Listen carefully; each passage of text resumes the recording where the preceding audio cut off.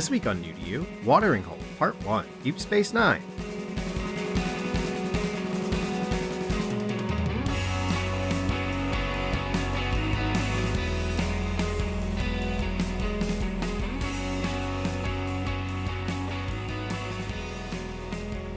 Hey everybody, welcome to another episode of the New to You Show. We are kicking off a new topic this week with Watering Hole. Keith is not likely to join us in this one. He got called away, but he will reveal his pick at the end of everyone's picks, just in case. That's right. You were wondering what his water hole pick was.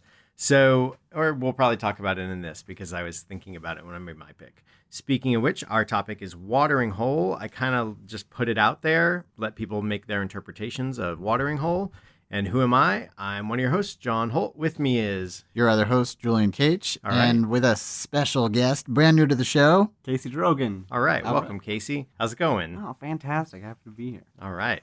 So I hear that you got a secret project that you're not allowed to tell us anything about. Super secret. The most secret. It's called being unemployed. What? No. Yeah. A hero for hire? That's right. Exactly. Something like that. Yeah, no, I'm a mercenary now. I'm selling weapons. I'm doing weapons trade deals with the Sudanese. I heard you were doing a Batman movie. Mm-hmm. No, the Batman movie already came out. They saw that franchise is slowly demising. We're on the next. We're on the You're next on the next train. Exactly. Yeah. Nightwing. Exactly. Yeah. We're really scraping the bottom of the franchise barrel here. Very cool. So what do? We are a review podcast where we review stuff and talk about it. Yes. Along a topic. What were you about to say, Jules? Well, maybe Casey could introduce himself to the listeners. Tell us a little bit about yourself. Yeah. What are you wearing? Sure. Who are you wearing? Paint them a word picture. I'm wearing an all black negligee, and I came here to party. And I'm a freelance animator. I've done a fair amount of work with the two sitting across the makeshift table from me. I live and work in New York City, and play a lot of music, and I like to listen to a lot of comedy. So I'm very happy to be here, and hopefully we can make each other laugh. And just keep it. All right. Keep it going, yeah. What kind of comedy do you listen to? Oh, I like beatdown comedy. I like where people are just shitting on each other. That's how I was raised by my mother. It was a very caustic upbringing. She has and you still talk to your mother? Oh yeah, every day. She always she raised me to live by one rule, which is don't step on your own dick, because I kept doing it. and she would say, "Look at me, be smart, not stupid. Don't step on your own dick." Very, very to the point. Why don't we roll right into my pick off the bat? Let's do it. Or because I took the hot seat. All right.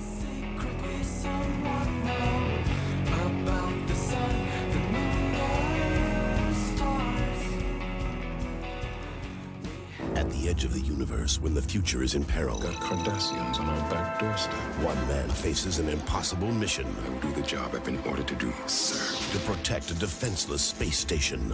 I don't believe the Federation has any business being here.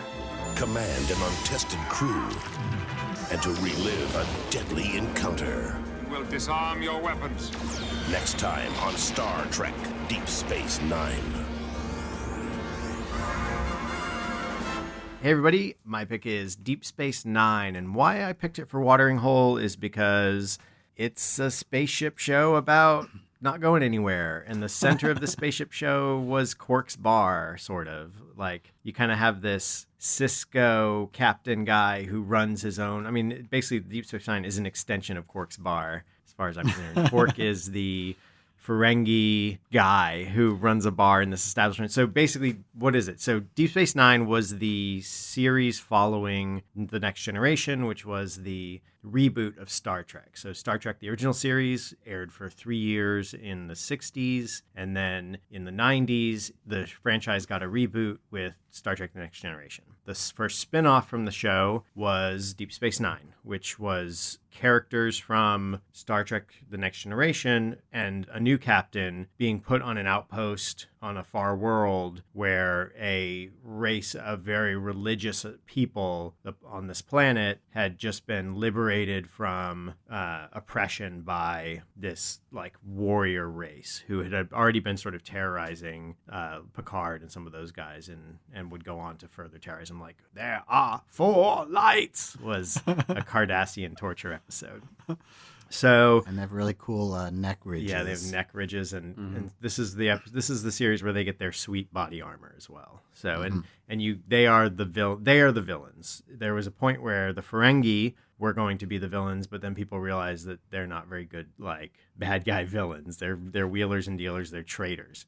So the Ferengi are specifically played by Quark in this one are a race of like kind of gross, like if George Lucas or Michael Bay was doing it, they would be like stereotypical Jewish like characters. Like that's how they would be, like really bad. In this, they're just like crooks with weird stuff going on all the time, and always scheming, wheeling, dealing. Their whole culture is based around the deal and pulling and scamming people. So really, they're more just like petty crooks throughout the whole thing, and but only by human value standards. Right.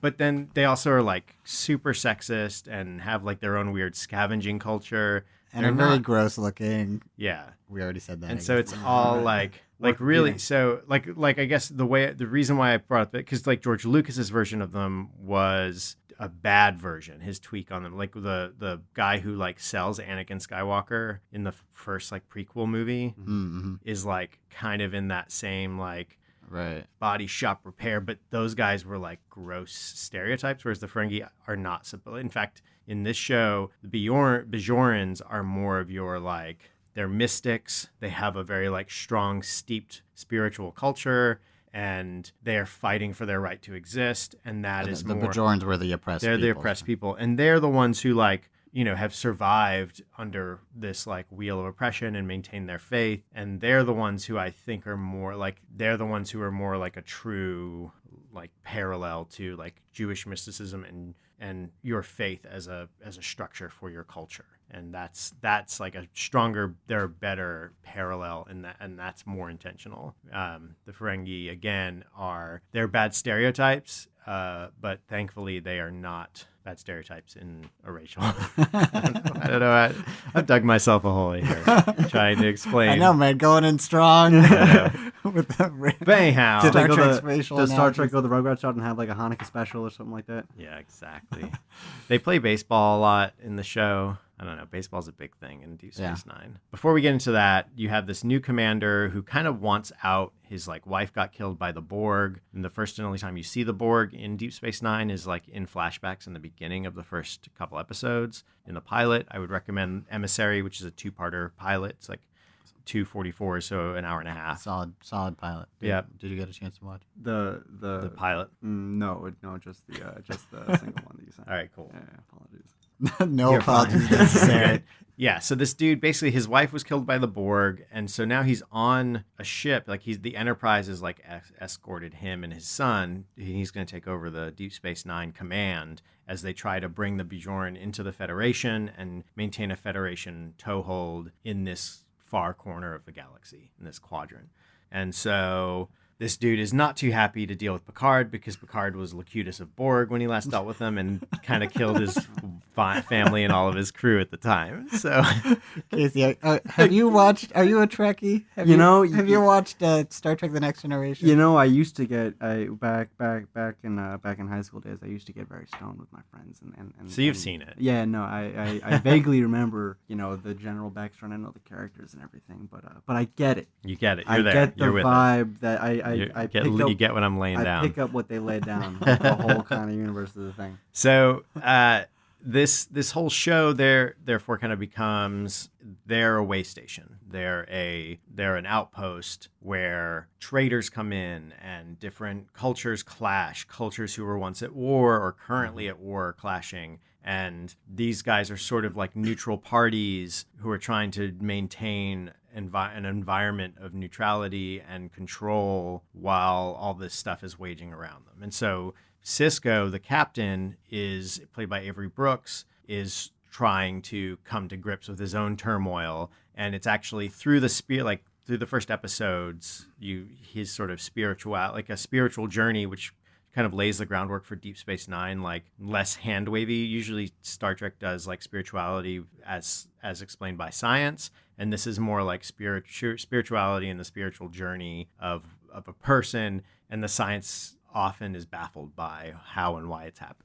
So because it's either, so far advanced that it's magical or beyond explanation, and it's not nearly as ham-handed often as the Star Trek one where they go to the planet and God's on the planet. You ever see that movie? There's a movie where like Kirk and them go to a planet, and it's like 5, I think, the 5th Star Trek movie. How do they depict God? He's just a guy. He's just a guy in a robe. Yeah, he just hangs out. Yeah. There's this whole spiritual thing, and you have these dudes who basically their first interaction with Quark is you're not gonna leave the station. Like That's the Ferengi. Quark the Ferengi. You're not gonna leave the station. You're gonna stay here, and we're gonna build a community by you opening this bar, maintaining the bar, and that's gonna show people like that this is a working station, and it's gonna all be cool. And he actually uses his nephew as barter, like because his nephew was the Ferengi's nephew was helping rip off some of these like shattered storefronts in the station because the Cardassians when they left the station, they like left it a shambles like the Clintons supposedly did. They didn't really do that. but the Cardassians made a huge mess, and so people were not too happy about it, and they cleaned it up, and part of that cleanup effort was maintaining Quark, which they did by leveraging him by saying, we're going to keep your nephew in the brig unless you stick around. Mm-hmm. So he sticks around, makes a go of it, and thus the show is born. You kind of have this one location. It's not like a ship that's traveling through space. It's a ship that's stuck in one place, and everything comes to it.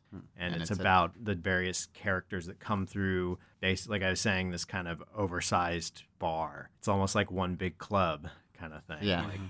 With Sisko as the guy who sits in the like manager box while Quark kind of runs the floor. Yeah.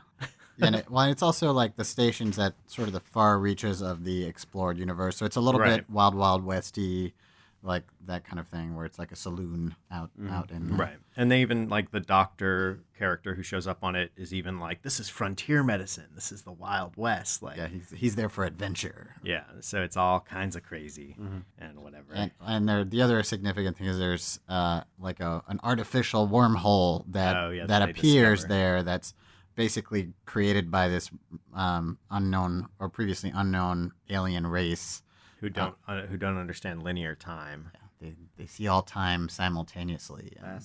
And which also ties into the Bajoran mysticism. But they still have to keep the show length under 22 minutes. Yeah, well, because Sisko explains linear time to them so that they can maintain a television series. But it's 44s. These are full hour length with commercials. Yeah, so in the pilot, the captain has to make the case for why humans are awesome to a perplexed alien race. Right. And manages to do so. So that, a pretty bold start, I would say. Mm-hmm. And I'm like, I'm not that convinced. Yeah, he doesn't do a very good job of it, but it's fine. So the later episode that I asked you guys to look at, so Emissary is like a good, like, here's the watering hole, here's the setup. The second one is almost more, it doesn't totally follow the watering hole aspect as much, but it's more about, there's a watering hole in it, sort of. But it's about the Sisko's journey. His mind is still getting messed with, and it's kind of like a departure episode where he is flashing back to believing he is a sci-fi writer in the 50s, like late 50s, who is trying to work for a fictitious pulp magazine, competitor to Galaxy or one of those. Like a sci-fi magazine. Yeah, and he's the one. That's something else to note is that Benjamin Sisko is a black captain. So, in a in a show that doesn't see skin color, and like I was saying, like will use like races and how their cultures are different to depict different aspects of our humanity. You know, they still use this show to tackle race pretty head on. Yeah. By going back to the 1950s or going to specific time frames where he's pulled into question. And the Avery Brooks, actually the guy who plays Benjamin Sisko, directs and has quite a heavy role in this episode. I didn't know that. From Beyond the Stars. I actually noticed an Easter egg in the episode. If you look in the background, one of the scenes, one of the extras is wearing a Black Ferengian Lives Matter t-shirt. Really? Yeah. No, he's not. This is before all that ahead stuff. of its time.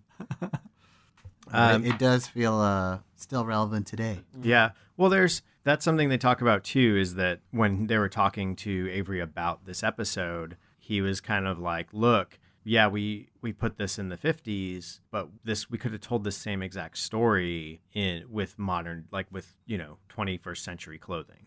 Like it would have been the same episode. Yeah, just like it would have been a little subtler, a little sort of. Yeah, like he was saying, is you have a woman who is working under a pen name so that people don't find out she's a woman. Yeah, still happens. And and that still happens, and that's a parallel to like a character, a writer of that time, and there were writers like Samuel Delany was a black science fiction writer in the 60s whose book Nova didn't get published until later in his, like, he worked really hard to get it published. He was still writing, and not showing the identity of who was writing for you was still in vogue in the 60s. So there were still people like making that climate having a struggle, and it still happens today. That's kind of the gist of it. So that's all fun.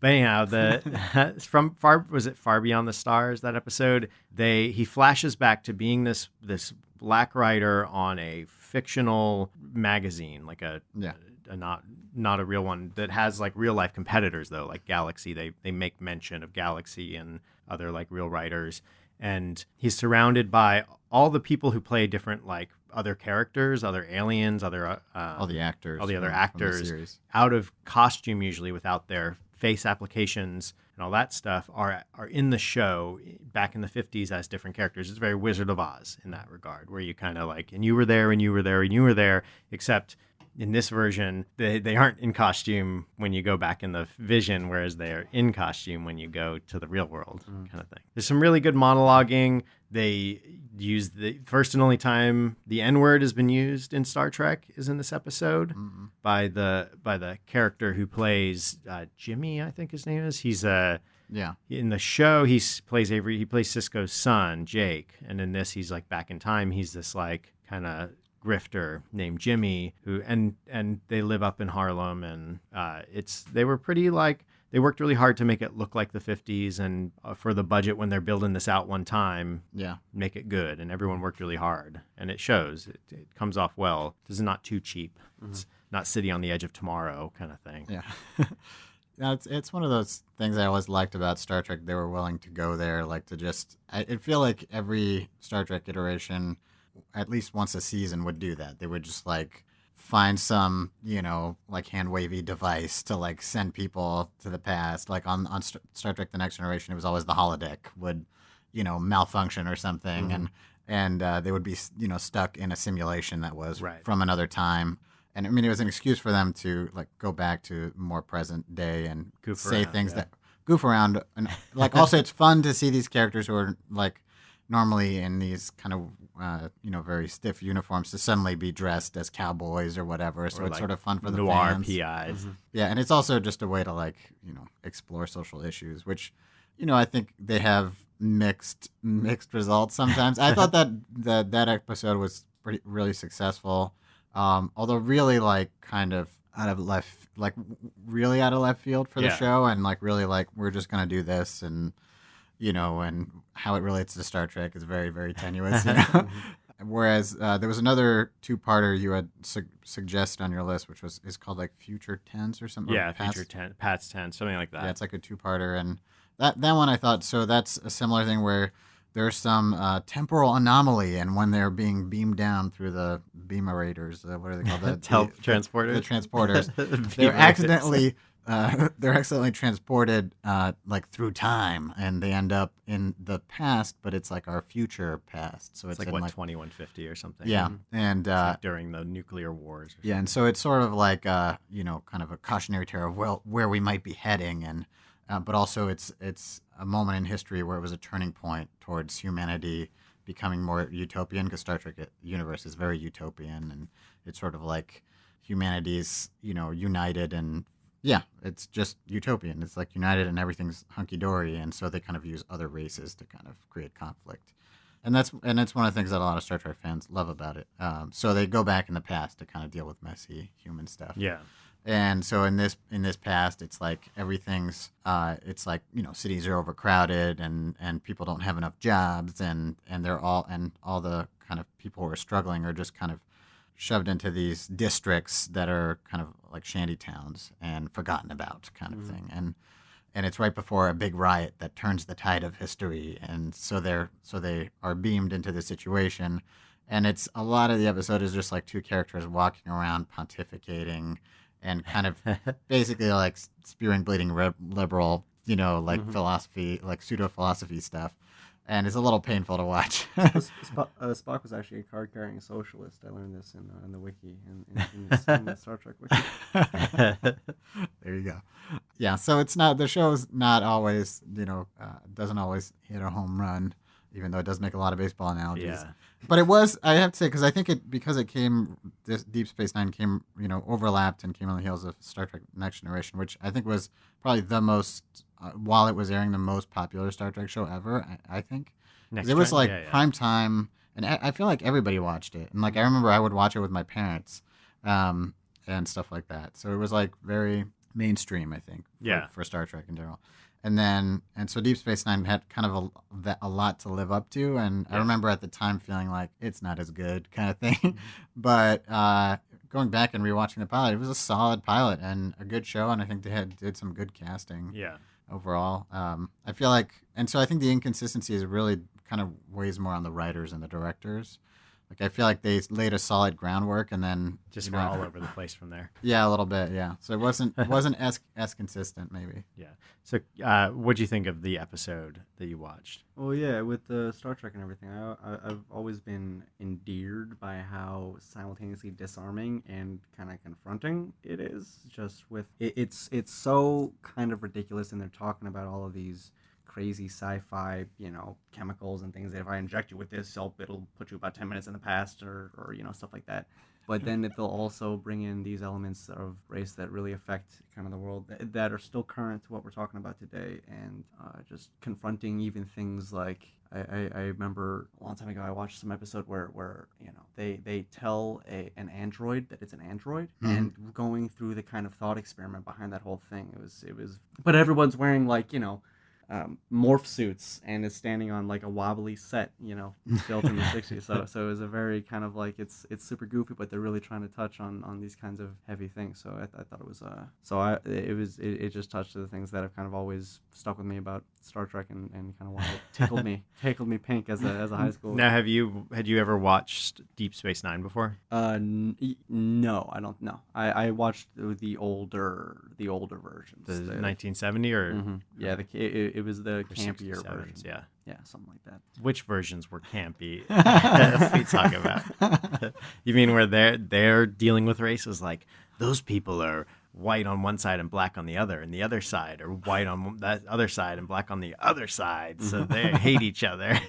But I do love the way that, you know, yeah, it is often like cheesy and stuff like that, but I do love that it is pretty hard sci-fi. Yeah. And it's often very philosophical, and they'll tackle big ideas. And again, you know, it's with, I think, mixed results. Like, it's not always successful, but it's always, you know, you always have a little moment where you're like, oh, that's interesting. Like, oh, I never. That provokes some thought. Sure does. And, you know, depending on, like, sometimes it's really well written, and you really are like, you know, it really does make you think. Yeah. Another reason, going back to Watering Hole, and maybe you guys don't feel it just fits this pick. But I do think so, especially because the Quark's bar does play a big role. I was surprised in your episode selection that you didn't pick episodes that just revolve around the bar, because there are quite a few. Yeah. And Quark. Yeah. I don't know. I think it just becomes like background, like it's just kind of dressing, like like you see it in Emissary, you kind of get it, and then I don't know. But still, I mean, like I said, there are episodes That's true that revolve around that community and like the tension between, because basically, Starfleet is very like, what's the word? Like they're stodgy and regimented. Yeah, and they're very like they're perfect, kind of, or like idyllic. Idyllic, untarnished kind of thing. Like and everything, sort of righteous, I guess I would say. Right. And Quark represents like everything else. Like he, there's at the establishment. It's like the captain realizes it's a necessity for the situation he's in. Right. That to keep the peace, to keep people entertained, you got to keep them drinking and gambling. When you're at the far reaches of the universe, and you're just stuck in one place forever, he sort of puts up with it, but there's always a tension there and a clash between them. And I think that dynamic's kind of fun and interesting because, I mean, in a way, in the other, and that was one of the things that Deep Space Nine kind of did was just bring in more chaos to the perfect universe. Because normally you're just on the ship, and then occasionally they encounter something messy, but then they're off again to the next adventure. Right, they're kind of like a knight. They're like a knight on a horse versus like and the inn. Right, and they even have this idea that this prime directive where part of the Starfleet rule is that you're not supposed to interfere. You just kind of pass through. You might help things out along, or they're kind of exploring, but you don't mess with anything. And so it's sort of like they don't get their hands dirty, and it's sort of like they can stay pristine because they're not allowed to interfere. Right. So in this, I feel like here, like you said, they explore more spirituality, but they also have to get their hands dirty. Right. Because they have to become part of the community because they're just staying in one place. Right. And they pick sides. And in fact, it's probably the one for being a post war thing. I mean, Voyager's different because they're kind of thrust into a world where they're trying to get back to civilization. They're like Land of the Lost in Voyager. Deep Space Nine is a frontier land, sort of like order on the edge of chaos, but they're also, because of that, they have to pick sides at points. And so they're like, versus, Next Generation, they're more like, they get embroiled in wars more than the Next Generation people do. Whereas Voyager, it's more about, here's an a huge threat, like the Borg or something that we have to wipe out to save everybody. Whatever. Yeah. And get home. And I was trying to figure out why I haven't liked a lot of the other series as much since Deep Space Nine, and I think it comes down to casting, or something. I don't know, I just found all the characters some people really like the Voyager. I don't know, maybe that's one to go back to as well because it's been a while, but people really like Janeway and all those crew, the hologram doctor and all that stuff. Yeah, I guess I just don't do it for me. I mean, I like Janeway. I thought she was good casting, but I don't know. There's the guy with like the mohawk and kind of guy, like with the high pitched voice. Oh yeah, he's so annoying. Oh. He's not quite Jar Jar Binks level, but he gets pretty close. For the record, Jules is judging my haircut. Yeah, I'm not judging your haircut. And I would say it has some strong parallels to Casablanca, where you have it's a crew. It's it's a bar in an area where you have a lot of people who are at vying interests. And it's the Federation instead of the Nazis controlling the area kind of thing. So there's a little bit of a difference there, which is nice. But it's still they're Sisko's turning a blind eye to certain things because he wants stuff to be a certain way. And the Cardassians are more, those guys are more like your jackboot, thugs. They are calculating cold, they just need British accents, and they'd be your stereotypical Nazi abuser or whatever. That's definitely the model that they have going on. Yeah, I feel like they took the Vulcans and what's Worf, Lieutenant Worf? A static Klingon. Yeah, so Klingon. They took a Klingon and a Vulcan and kind of merged them together because they're kind of tough and warrior-y, but they're also kind of got that cold evilness to them as well. So. Maybe the Romulan. Maybe we're Romulan. Oh, sorry, Romulan. No, well, no, because the Klingons are a warrior race. Yeah, but the Vulcans are good guys, whereas the Romulans are spies. Yeah, I was thinking of the Romulans. Right. Romulans and Klingons together, because they have ridges and stuff. Mm-hmm. Just my glasses. I was gonna guess Roombas and Nissan Teslas, but master races. Yeah. So, what do you think, Casey? What do you think? Would you go and watch the rest of Deep Space Nine? I think I always have trouble starting in the middle of series. I feel like I lose a little bit of the ground that is built, because such a big part of Star Trek for me is that there's this intense culture with the whole thing, and there's this intense base of knowledge around the whole world and the whole universe. And I think what I would first have to do is go all the way back and start from the very beginning and just really start to get a flavor for what the whole thing was about. Now, would you go probably Next Generation, right? Mm-hmm. Yeah. Through Deep Space Nine, through Voyager, which I'm pretty sure is the one that I was starting with. It was the one with who's the famous Asian guy who just recently became gay? Sulu. Sulu. That's Kirk. That's like original Trek. Yeah, that's original series. That's what I started. You want to go all the way back to that one? Yeah. That's where I think that's less necessary. It's still essential to have watched all those, but it is not essential. I mean, I started watching Next Generation, like, having maybe watched like a couple episodes. At least make sure you've watched all the movies. All the movies. But see, I think the movies are like way different from the shows. I think as long as you've watched 2, 3, and 4, you'll be okay. Because that's Wrath of Khan, The Return of Spock, and The Whales. Mm-hmm. The Whales. Tell me more. And you don't have to watch the first one. You just have to watch 2001: A Space Odyssey, because the first Star Trek movie is basically just like it's 2001: A Space Odyssey. Yes, it's like exactly Jewish stereotypes. It's like straight up. Exactly. Yeah. I don't know why they did that. Is the monolith a wheeler and dealer? The monolith is V'ger. Got it. Which is I guess we shouldn't spoil it. Don't spoil it. Everyone needs to see it. Okay. It's like the big like, ooh, whoa, man. Get a load of that. Sagan's mind. So right now it's all on Netflix. Like, it hasn't gone to Paramount streaming service, whoever owns Paramount now. I hope they don't do that. Yeah, it's inevitable. They're all going to get their own. Like, are they owned by Disney? No, every single series is going to have its own streaming channel. And you'll have to subscribe to that streaming channel. You won't even be able to buy the episodes anymore. You'll have to to purchase a plan so you can stream them, and you're only allowed to watch so many episodes a week. Oh man! And it's a weekly subscription.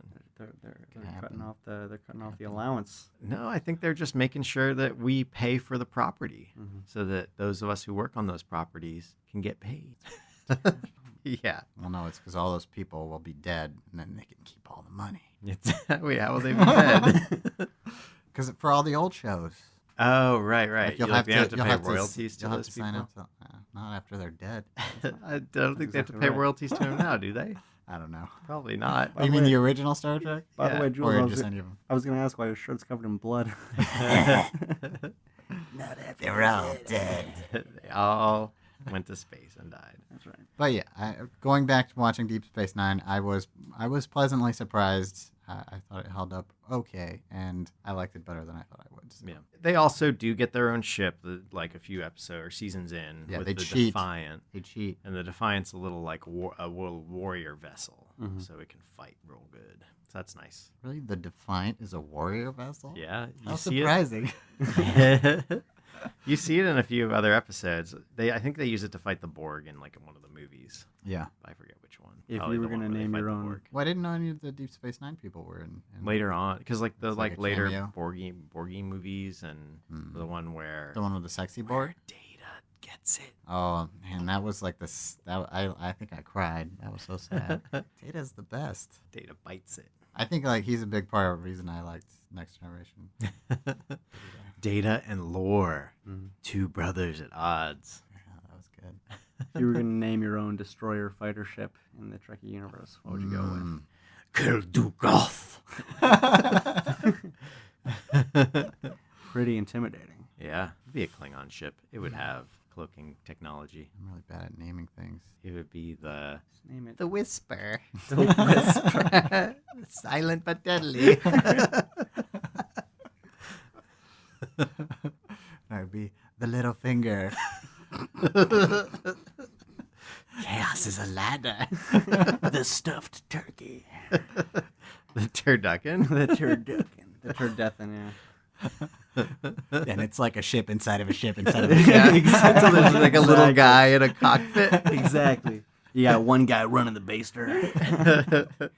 I've been based in the back of this turducken for a long time. Yeah. So you can go see that on Netflix. Any other last thoughts on Star Trek before we wrap it? Live long and prosper. Hey. I don't think they even use that in this. They're No, they don't. no Vulcans allowed in this one. I don't know. Well, what is the? Oh man, I can't keep track of all the names. I don't know. Too many names. But thankfully, the Ferengis are not. They're not a racial parallel. They're a human like nature parallel, like a type of person. That's what I like. To go back to dig up that can of worms again. What is it like? They have like rules or laws? Is it laws or rules? Like rule number 143. Oh really? They probably have Like like they always weird list codes, stuff. Yeah, and it's like this. It's like they keep they always reference this book of rules or laws of trading or whatever, and and they have tons of numbers, so there's just like rules for everything. Yeah, they're awesome. They're pretty fun characters. Yeah, and their ears are their sexy bits. Yeah. They're very big ears, And they make their women walk around naked all the time. They make them, or is it a choice? No, it's like they make them. That's like a very sexually oppressive culture. Wow, it's like the exact opposite of ISIS. Yeah. Goodness. Well, instead of a burqa, see. instead of a burqa, you got your Ferengi and because they're like pure. couscous hanging out. Yeah. They're like pure raw capitalism. Wow. They're like free market all the way. Wow. They like free the market, free the titties, all of it. The whole 9 yards. Is that what you call a trickle down economy, or how's that? No, that's when you hire two people It's a to trickle all pee on a over bed, economy. Wow. and the restaurant's videotape it. Yeah, so Star Trek Deep Space Nine. Go check out The Emissary. Right now it's on Netflix. And if you want a weird but good social commentary episode that shows some good acting by Avery Brooks and Michael Dorn for the first time and the only time on Star Trek out of costume as playing a human. And pretty weird. It's weird. It's a good weird weird to see them without the prosthetics. It's extra weird to. In fact, one of the actors, the guy who plays Quark, was saying, because he also was only ever in the prosthesis except for this episode. He was saying it was very disconcerting to be playing without it because he relied on it. He didn't have to think about how he looked. He had to like make sure he was emoting through the makeup, but he didn't worry about like how he looked. He worried about how the character was coming across. And so this was the first time where he was in that different position. Another fun fact, if you listen to our From Beyond episode, Jeffrey Combs is in this episode. He's played probably some of the most characters in Star Trek, because he's played like across all the different shows as well. He's played different characters, villains and good guys. He plays a Ferengi in this. He plays in the specific episode Far Beyond the Stars. He plays a crooked cop, but he is the like hammy, awesome actor from Reanimator and From Beyond and all kinds of good stuff. And the guy who plays Odo is from MASH, the movie. All kinds of great cast. Just a good overall super duper solid cast. Yeah, and O'Brien is not stuck behind the transporter anymore. Nope. Now he's manning all kinds of other computer panels. Exactly.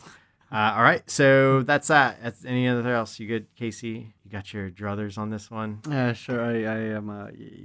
Where to start with all this Star Trek, stuff.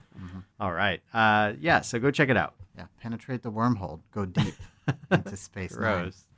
That effect was used with a dot of water in a pan or something like that. It's a practical effect. Wow. All right. Wow. This is also the show that introduced the roundabouts, which are shuttles, which they only use like once in Classic or in Next Generation, and I think once in Voyager or something like that. But this is where they come from. All right. Well, this was New Trek to You. Yeah. Podcast. You can't fire me.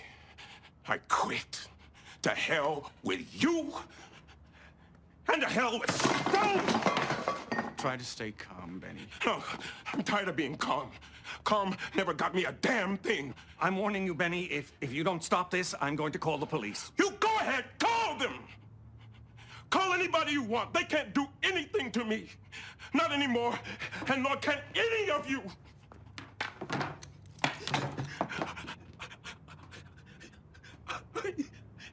I'm a human being, damn it.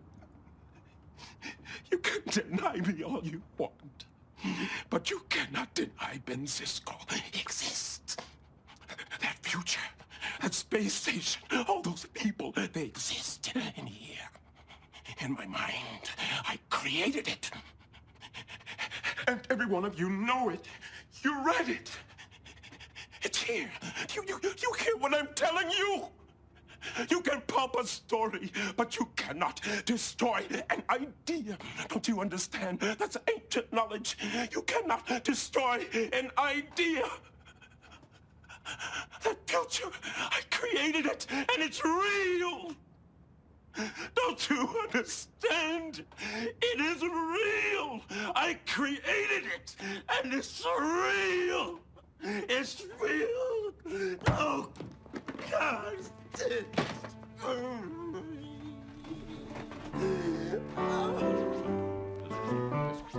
question, there are many possible answers, such as hard work. Feel I'm alone in this whole of existence. I know it takes time, but I'm losing my persistence. The distance is too far to fetch, so I sketch on pages and hope that some catch the thoughts of my inverted worded music. No trial and error, just emotion when I do this. Focus on each beat. Hey everybody, thanks for listening to the first in our Watering Hole episodes. I was one of your hosts, John Holt. You can find me on Twitter at Lord Joho, and you can find me on Instagram at board_ghost, and you can listen to my other podcast where I'm sometimes more coherent at boardghost.com. Jules, where can people find you? You can find me on Twitter or Instagram at Beautiful Jules, beautiful Jules.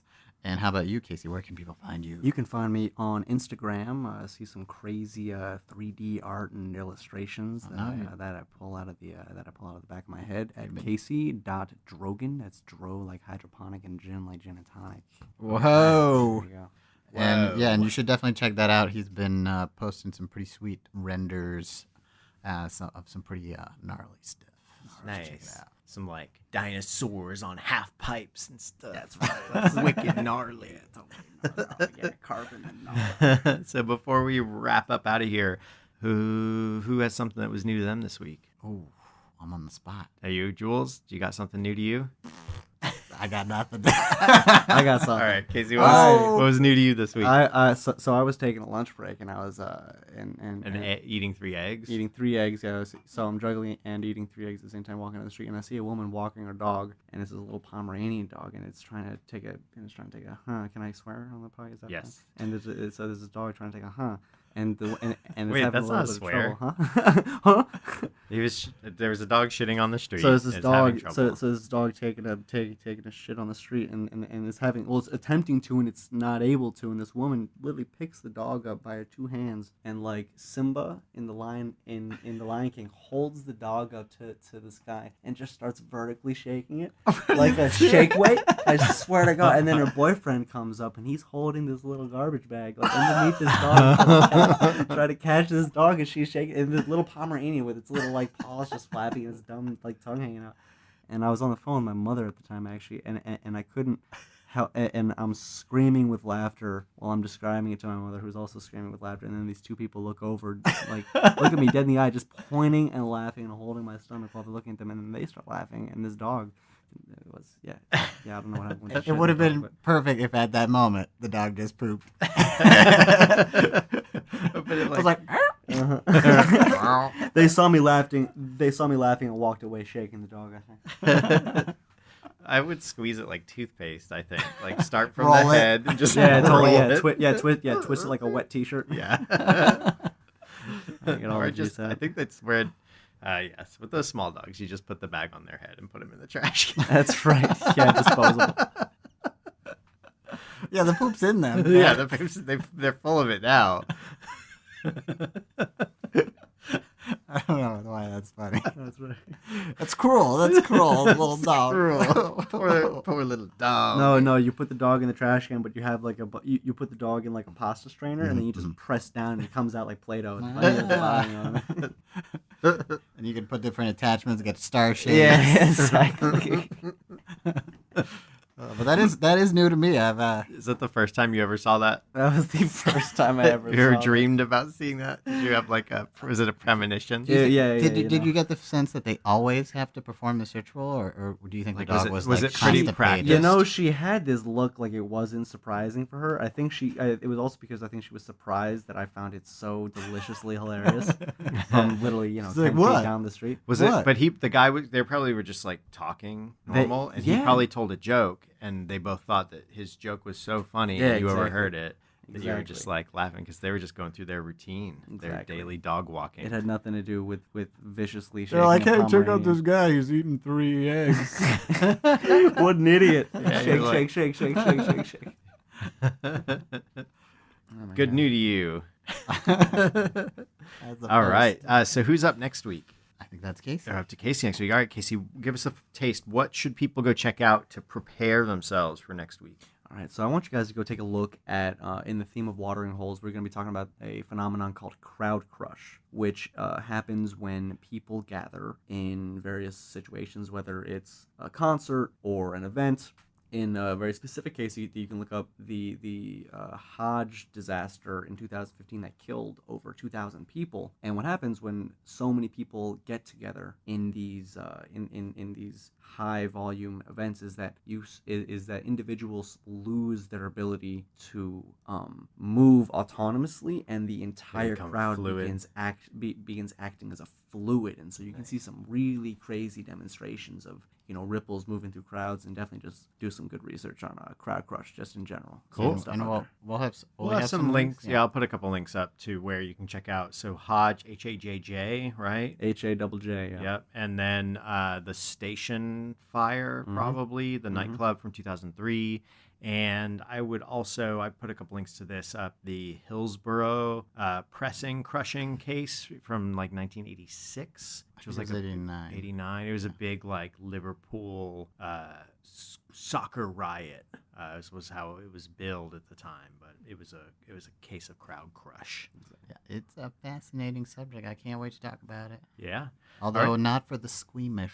Yeah, that's right. The squeeze-mish. That's right. If the Pomeranian story, yeah, left a bad taste in your mouth. Save next podcast. All right. So to find out more about us guests and hosts, go check out, and to find out more about the subjects that we're talking about and what's coming up, go to newtoshow.com. You can follow us on Twitter at newtoshow. Sometimes we post there. We also can be found on iTunes. Go leave us a review there. That'd be swell. And also in the official Apple Podcast app. It's another great place to yes, that is a good place subscribe to follow us. And yeah, follow. We're also on Google Play and probably Spotify. I don't know. Anywhere that you can normally get podcasts, we usually are there. If we aren't, let us know. It may not be new, but maybe it was new to you. But I gotta keep moving. This pitiful life is all about the music. This pitiful life is all about the music. This pitiful life is all about the music. This pitiful life is all about the music. This pitiful life is all about the music. Be with him together forever, without the limitation of time ever again. So the second coming of the Lord is not dead. They're two separate incidents.